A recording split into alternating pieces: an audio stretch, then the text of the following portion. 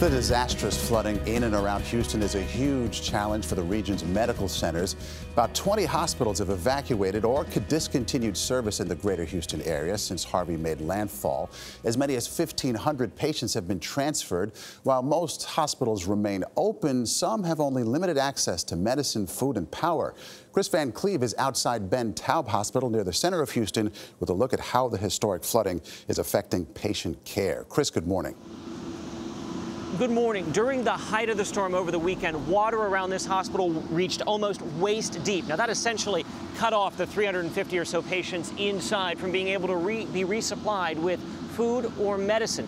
3 critical patients had to be evacuated, and while they have food at least through today and conditions around here have improved, hospitals across this region are struggling to treat patients during this unfolding disaster.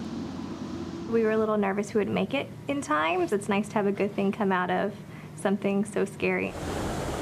So scary because as Harvey dumped record rain flooding Houston, Sarah Hunter went into labor.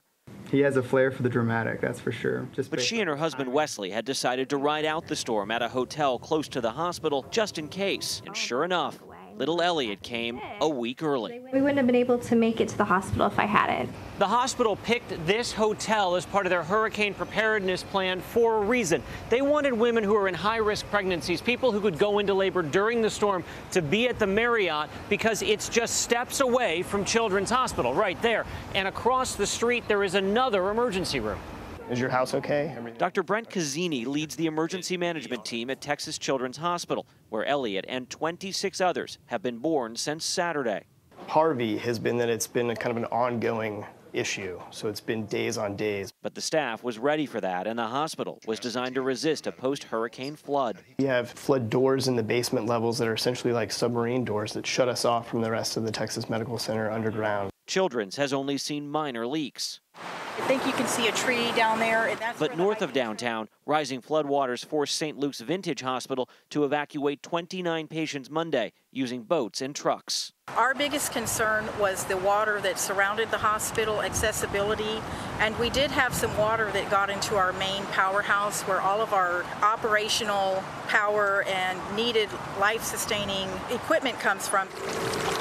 About 40 nurses and staff are still stranded inside the hospital.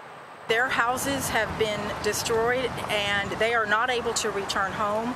But like so many emergency workers, they stayed on the job, helping patients like Sarah, her husband, and newborn baby. Every single staff member and nurse and doctor that's been here, they have family members. For them to stay focused on my family, that really, really means a lot to me. Hospitals made a host of improvements after Allison hit in 2001 and paralyzed this region. Certainly there will be new lessons learned from Harvey.